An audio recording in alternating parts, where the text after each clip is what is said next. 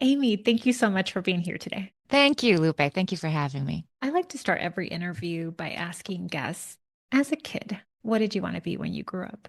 I actually talk about this in the book that I wanted to be an actor when I grew up. And I say in the book, I think it's true that most kids want to be Yankees pitcher, princess, astronaut, whatever, things that are sort of improbable.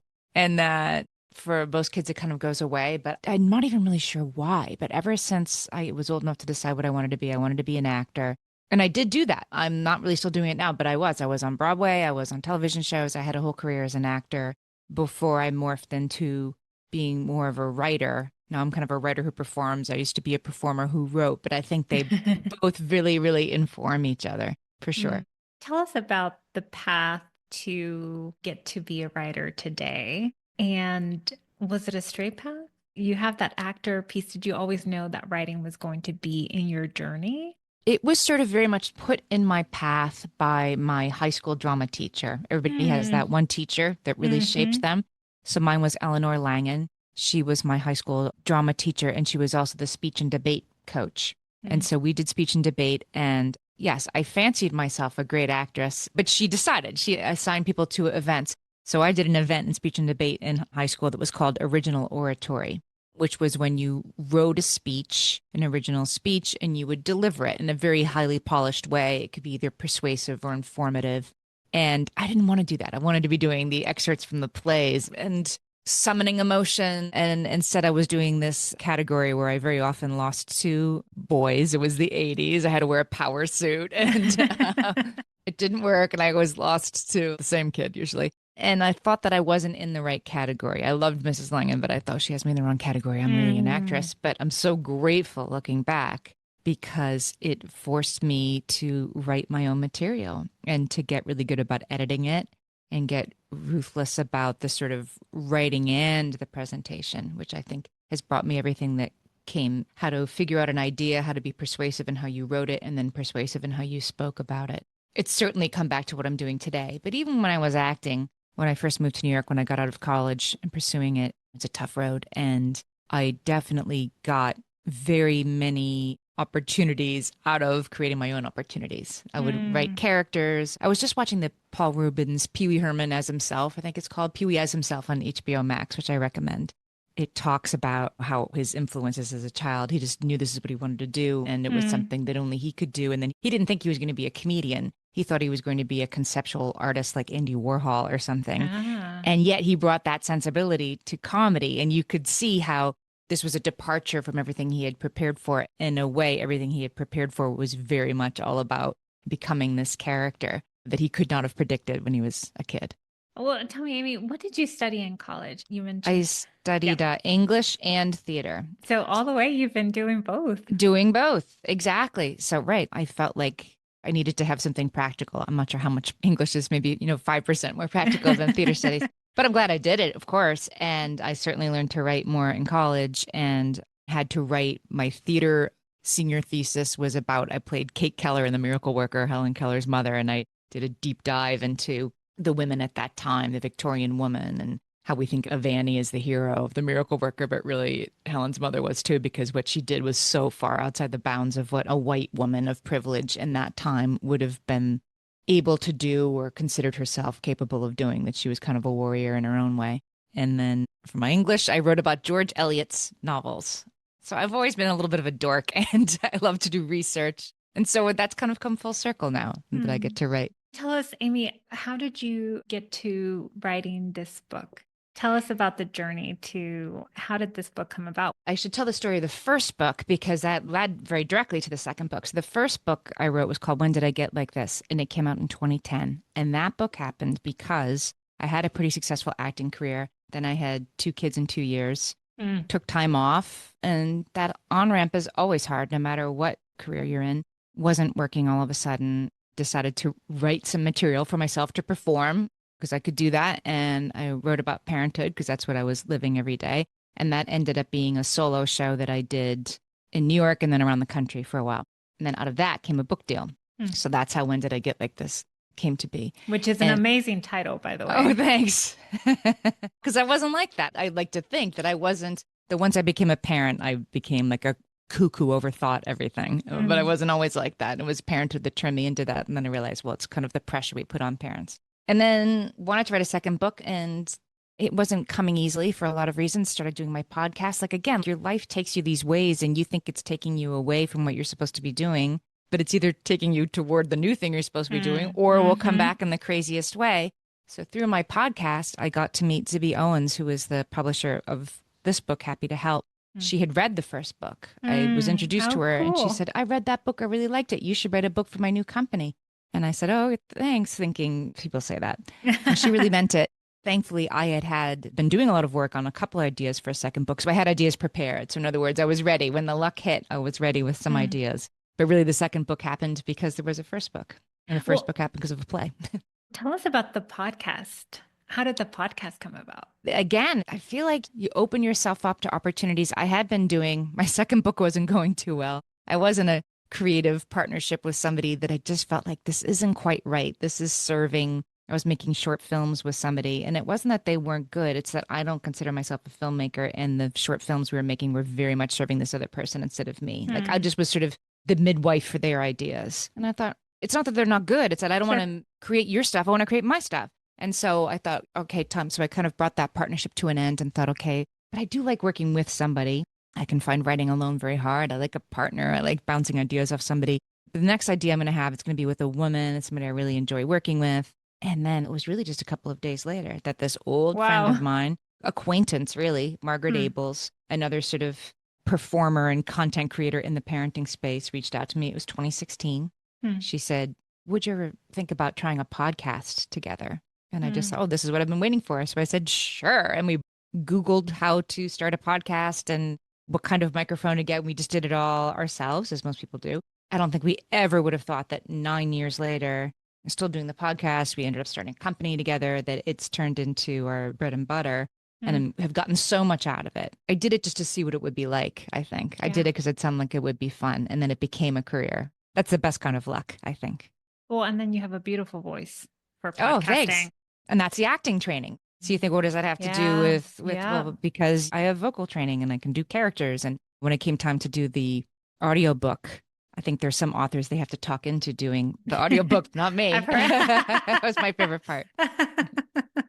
That's awesome. You're touching on a few things, Amy, that I think are really standing out from what I've learned from my own journey and then from interviewing guests on this podcast is you mentioned be ready Oh, when the yes, luck which is really happens. like, I haven't read it, but Ina Garten wrote a cookbook recently. And I think that the Yes. title is something like that. Yes. So I'm kind Yes. of stealing that from her, I must say, even though I haven't read the book. And I It's just a think good book. I haven't finished that's, it, but it's a good book. but the idea is certainly sound, that it Yeah. isn't, people think, well, you just got lucky. I mean, maybe you did, but you were ready. You were ready with the Yes. idea and the work and all the time that you're putting in.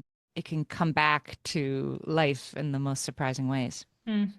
Yeah. And then you also said, be ready when the luck comes. And then you said it wouldn't necessarily tie back together, like the actor piece, but it does. Mm-hmm. And I like to think of that Steve Jobs quote where he says, looking forward, it doesn't make sense, but looking back, you can connect the dots really, Oh, really that's well. it.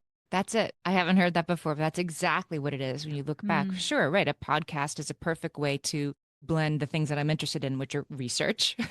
From being an English major in college and writing all those papers, I Hmm. do like research. I do like structuring an argument. I do like performing, but I think what I really like about performing is the communicating, going all the way back to high school, that getting that idea Mm. across to somebody and sort of walking them toward it, which I try to do with humor. And hey, did you ever wonder? I like coming at big ideas sort of from around the corner because I like to write things that are easy to read, super funny, make you feel seen. And then also, that's a really good point. I like it to be that instead Yes. of to beat you over the head. So that's the revision and the editing to make sure it's not beating you over the head, the Mm. point with a capital P that I'm trying to make. Hmm. And then you also mentioned, I think, something kind of along the lines of like, I really believe that once we take action, almost the next lily pad almost like lights up.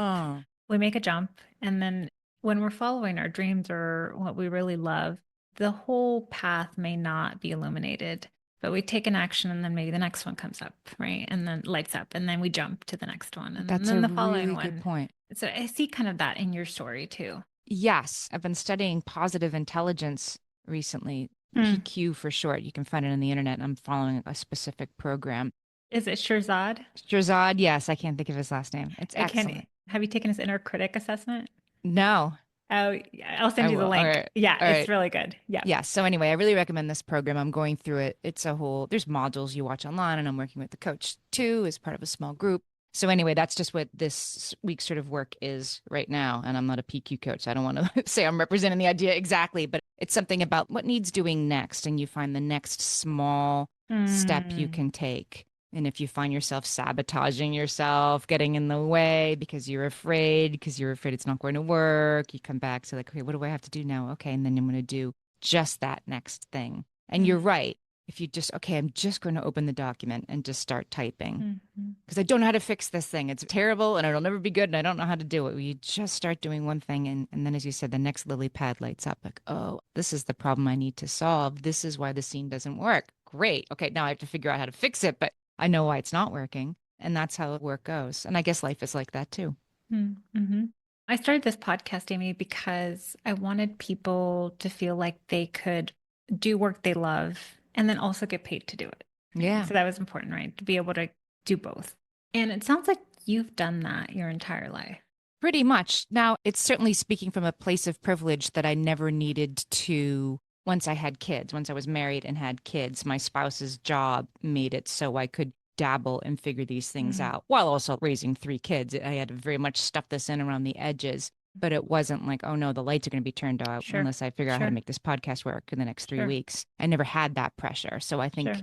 I don't want to seem facile when I say, like, sure, just try stuff until it works. You Mm. just write a book and then you write another book. It's a privilege to be able to dabble until it becomes something. 100%. I'm glad you're highlighting that because that's true, right? And there's Right. always some kind of safety net, Yeah. but I don't want to use the word Not always. always, but right. It can seem very easy. Borrow money from your parents and start a company. It doesn't work that way. But when I was out of school myself, I was definitely a starving artist when it was just me. Even then, had to have a job and another job and fit my stuff in around the edges. But it's the stuff you love doing the most, right? So I Mm. always had enthusiasm for that. And working with other people helps too, because then there's some sort of accountability. If there's a show Mm. next Thursday and you have to write three sketches, you're going to do it in a different way than I really should write a novel, but I'm too tired. I work too much. I Yeah. think it's a little Yeah. bit harder, right? When it's like, oh no, they're expecting me to show up with something, then you do it. Mm. Yeah, so it sounds like accountability was an important piece to helping you keep moving, to keep Yes. following those dreams. Accountability. And also, my first sort of big break, I was in a sketch comedy group that got picked up by NBC. We all got big agents. I was able to totally pay off my college debt. It's sort of one fell swoop. And back then, I remember I was saying I had to have three sketches written for every Thursday at 2 or whatever it was. And that was always a panic. And my trick then, I was still writing things in hand and I would write in pencil because somehow that would Mm. trick my brain into holding it more lightly. I'm just writing things in pencil. It doesn't mean anything. It's so Oh, I impermanent. love These that. are just ideas. And all of a sudden you're writing the sketch. And of course, I have other tricks that I use too, but that was a good one for me back in the day. If it's all in pencil, then it can't be that serious. Oh, I love that. What are your other tricks? Well, this is an idea that a friend of mine, Sean Conroy, who's a comedy writer, I use this all the time. That when you get stuck and you can't think of something, and I think this is again something you can use not just in writing, but in life as well. That when you're stuck and there's no answer, you make a quick list of 10 things that can't be the answer. So in the example of Mm. writing, so what happens now? Okay, well, here's 10 things that can't happen now. It can't be there's a knock at the door and there's a bag of money on the doorstep. It's not going to be that the house gets struck by lightning and everybody dies. It's not going to be that they all turn into cartoon characters. And you just go big with generating Just things things that that don't it work. cannot be, that would never ever work, right? And while you're telling your brain, while you're whistling past your sensor and saying, no, no, no, I'm just writing stuff that won't work. Often by the time you get to number 6 or number 7, it's like, well, they're not going to turn into cartoon characters. But what Mm. if it takes you to that lily pad? You see the next lily pad Yeah. all of a sudden. So it And you're just is writing these not down. stuck. You're writing Yes. the things down that would not Yes. work. Yes. Okay. Or in their case, he was working in a staff room, like a writer's room, where you're just shouting out ideas. And so, Oh, and they're interesting. say, imagine up on the whiteboard or on big pieces of paper or whatever, they're breaking the story when you get stuck on what happens next. But I use that a lot. Like I said, not just for writing, but also for the things that you feel stuck on in your life, right? This will never work. Nobody will ever listen, right? Mm. She'll never be happy, whatever. If you start to generate ideas around it, you can usually get past that block. Ooh, I love that. So I'm currently reading a book called The Book of Alchemy, I believe Oh, it's, no, I and haven't read that. it's talking about writing and journaling. And then she's invited different people to write essays on writing. And everyone's different, but how they get themselves to write, the prompts they use. And that just made me think of some people use mind mapping, some people writing a letter to their future self. It's just like all very different. It's interesting. It's funny that it could be something that's both so hard to do and so deeply satisfying. Like there's almost nothing better. One of my favorite feelings in the world is when you unlock that. Like the scene doesn't work. And so what's going to happen instead? And here's the 10 things it can't be. Like, oh, I get it. And all of a sudden you can see Hmm. not just the next lily pad, but you can say way in front of you, like, oh my Hmm. gosh, this is it. This is the answer. It's exhilarating. The crazy tricks you have to play on yourself to get yourself to that To get point to that is point. funny. Yes. Yeah. Yes. There was another piece where it was kind of how to tap into memories. Mm. And so you might write a memory down of something and then everything that comes up around that memory. And then how that triggers more memories of things that maybe you haven't thought about in a long time. Happy memories or sad memories or whatever it is. But I do think if you're the kind of person who remembers details of things, you're the kind of person who will remember more details of things. You're right, yes. that you can train your brain to notice in those ways. Yeah. Tell me about your book, Amy. So tell me about Happy to Help. Oh. So happy to help, sort of simply put, is a collection of funny essays about all the times in my life that I tried too hard or stayed too long Hmm. or never gave up when those things might not have actually been the right choices. I think that many of us, particularly women, are conditioned to be helpers, Yep. to be good at it, to put other people's wants and needs before our own, to be happy while you're doing it, to make it seem like it's not that hard. Hmm. And all of those things only mean that as things get harder and more complicated, people just keep handing you more stuff because it just seems like you're so good at it and you like it and you do like it and you are good at it. But at some point, that's unsustainable. And what happens then when you get to that breaking point in your life, at least for me, I would definitely usually get back some form of well meaning advice that wasn't particularly helpful. Not Hmm. help, you get, well, you have this need to make things harder than they need to be, or you need to let it go. You need to just not do so much. You need to stop being such a perfectionist, right? And I'm talking people in my life, but also the books and the podcast episodes Sure, and the like, sure, so I'm sure, going to sure. fix this with the power of my mind. I'm going to stick it out until it works. And if it's not working, I'm going to change it into something that works. Hmm. You can't always do that. Sometimes an idea, I had a book I worked on for a long time until I'm like, this is just not a very good book. It's okay. Not everything can be wrestled into something that works. Sometimes you have to accept either unfixability or at least uncertainty and be okay with that, things being unresolved. And that's something that I've learned much later in life. Hmm. And so it's mostly funny and a little bit sad looking back at the things that I thought were mine to fix and maybe weren't. Hmm. I love that. Well, I'm so excited to read it because I definitely identify as a people pleaser. And the fact that you called it, so it's Happy to Help Adventures of a Of a People people Pleaser. pleaser. There's so much wordsmithing around titles and subtitles, and it was going to be confessions of a people pleaser. I'm like, I'm not confessing. The world likes people who get things done. The Mm. world likes people who can be counted on. It's working pretty well. Maybe sometimes you're annoying, but usually it works pretty well for everybody Mm. around you. And that's why it really is up to you to change the narrative. But I didn't want it to be like, here's all the dumb stuff I did. Like, if there's a victim in any of this, it was me, and it wasn't Mm. that bad. But Yeah. I'm the dumb who didn't get it. So I identify as a people pleaser. I've worked on it a lot as a coach, being coached, and I see it with my clients. And usually our people pleasing is also our superpower. So on one side, it could be people pleasing, but then on the other side, it's the ability to connect and be great with people. And so there's this two sides to it. And Right. so I love that you called it adventures. I think in the end, I'm not so sure there's anything wrong with us. It's that we're taken advantage of. The world Mm. sets us up for this, then we over apply it. There are times when we're taken advantage of. My first job was with a boss that was boundaryless, and so was I. And so I got completely sucked into the vortex of her Yep. life, and I didn't know how to get out. That didn't make me a bad person. That just made me Sure. a not atypical 23-year-old young woman who needed to learn how to stand up for myself, right? Sure. But the fact that nobody had ever taught me to stand up for myself is not all on me. I just think that we do so much for other people and then it's sold back to us as our own insufficiency when we say, Mm, now I need help. I think people often say, well, then what do you do? I'm like, I think you ask for help. I think you set a boundary, but you don't, as I did, figure out how to set a healthy boundary first. Like, I'm just going to read 10 more books and then I'm going to walk in there and I'm going to know my value and I'm going to ask for that raise. But first, let me make myself into a better person or mm, something. My brother will see that I only mean well. You don't have to fix yourself or fix other people's opinions of you. You hmm. just need to make the situation work better for you and then maybe let it be messy. I'm curious what you'll think of inner critic assessment for that Oh, program you're yeah. doing. For those who aren't familiar, so it's called Positive Intelligence. And so if you Google Positive Intelligence, and I think it's positiveintelligence.com probably, and then you go to the place that says saboteurs, and then you can take an assessment and you answer questions. It's free, it takes 20 minutes. And then it tells you he's going to email you a report with the link to how your inner critic shows up for you. Yeah. Your primary saboteurs, in other words, Yeah. right? Yeah. Yeah. And one of them is, to no one's surprise that knows me, my top saboteur is the hyper pleaser. Oh. And the hyper pleaser says if you're not pleasing, you're not worthy. And so I have to be very aware of that pleaser and make sure that it doesn't take over.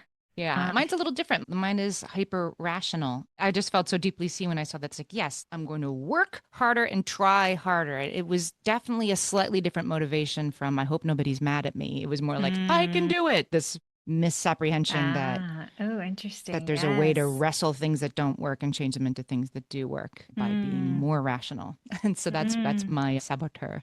Oh, interesting. Yeah, and there's 9 of them. So for those listening, if you're interested in taking the test, and my husband's top one is hyper rational. Oh, really?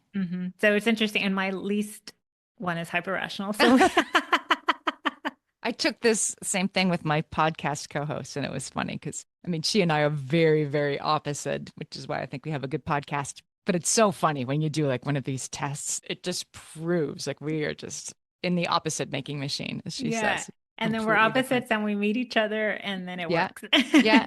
Right. There's some things about it that really work, and there are some things about it. What I like about that approach to things, and my book is not as prescriptive for here are the 8 steps to improving your life at all. But Sure. what I like about that approach, the positive intelligence approach in particular, it's like they're all strengths. They're all good. Some of us Mhm. have this strength and some of us have that strength. And we over apply our strength sometimes. And that's when 100%. we get into trouble, right? Hmm. And so there's times when it's great to be hyper rational or hyper aware of other people's feelings. And then there's times when it's not. And Yep. it's becoming discerning about that. It isn't like stop being such a people pleaser, you Right. dummy, right? Right. No, it's like, oh, on one side it's our critic, and then on the other side it's our superpower, your Yeah. ability to be rational. Yeah, that's my husband's superpower. He's so good about it, which is great. He and I should start a company together. Yeah. It'd be great. It was especially helpful when with our newborns, when we had newborns, it was just, I thought everything was like, oh my God, what's wrong? And he's like, okay, let's take a deep breath. Let's go Uh-huh. through the Uh-huh. checklist of, is she hungry? Has she had Right. her diaper changed? He would go through the list and it was like, Right. Of course, there's a oh, list, and we're going to go through the list. yeah. Right. And then, Right. oh, it's a diaper change. Oh, great. Okay.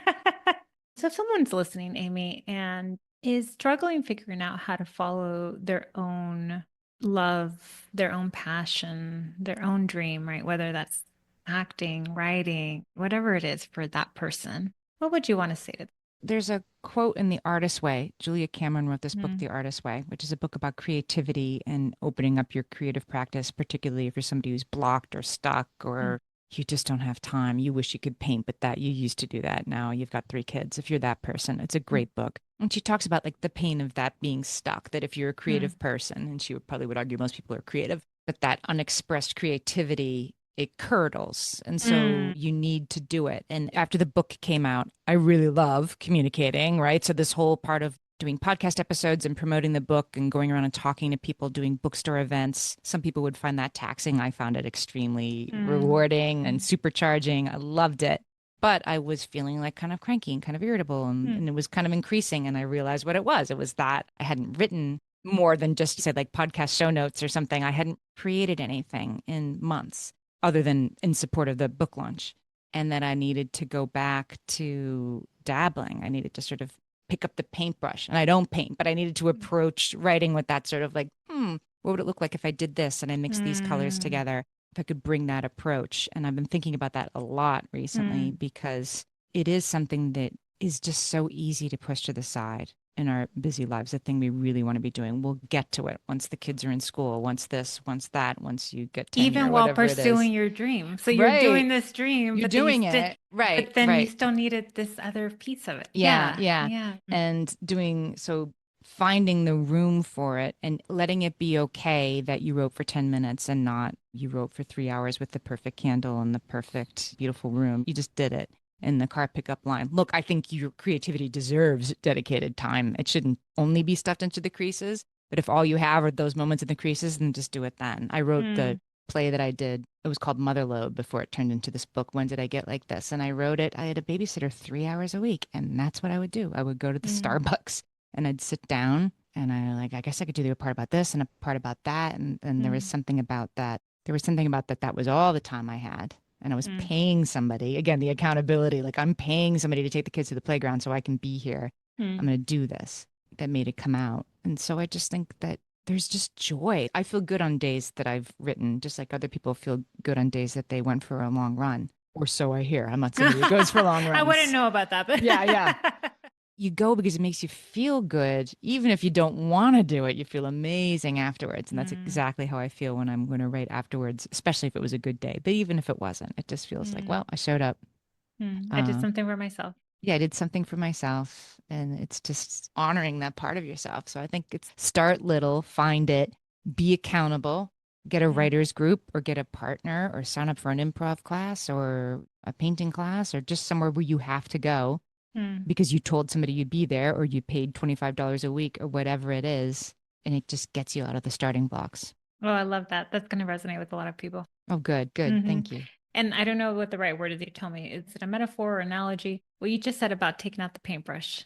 I love Yeah. that. I love that I'm idea. again, it's like being like, I'm just writing in pencil. None of these ideas are important enough to even write in pen. They're just silly, silly ideas. And then one of them are like, these are the 10 things that it can't be that I'm sure painters are just as blocked as writers. But to me, writing is hard. And painting would just be, if I were a Yeah. painter, I'd just dabble with the paintbrush. That helps me. So don't be offended if you're a painter. You're like, actually, it's really hard. All I know the it's hard. listeners who are painters. Like, it's not what it's like. I'm sure it isn't, but let me imagine that it's Yeah. just free. You're just playing. You're just Yeah. doing, trying something. Bring a Yeah. little more lightness to it. My husband jokes, he's like, I just want to have time to write my proverbial book. And it's like just imagining going off into the mountains and for a week and just writing Right. without any obligations. And that's probably not our reality for a very long time. And so, Not in the season, right? The not in this season that you're season, in. we have littles. That was really strong priority. But the reality is, okay, maybe trying to fit it in our everyday life. What does that look like? Right. And whatever that looks like for him. He's not a writer. He has no aspirations to be a writer, but what does that look like for him? What is his writing, his painting, and trying to find places to do that?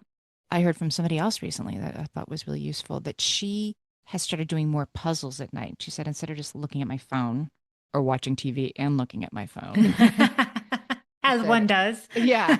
She said, I do a puzzle and I either talk with my husband or my kid, she's a high schooler, if they're Is this around, or Julie? no, no, no. It is Biz. She had a Oh, podcast okay. called One Bad Mother, which actually just come to an end. But she said she would do puzzles at night and either listen to a podcast, a non-news podcast, or talk to her spouse or her child if they were home. And just even that amount of creativity, like I'm just dabbling, I'm just playing, I'm just doing a puzzle. The world isn't going to be changed by me finding the right piece for the, but just that simple creative act and the Mm. satisfaction that came from that was really charging her. I'm remembering this as I'm saying it, like, geez, that's such good advice. I'm going to start doing that I too. literally want to go to Target after this and go get a Yeah. puzzle.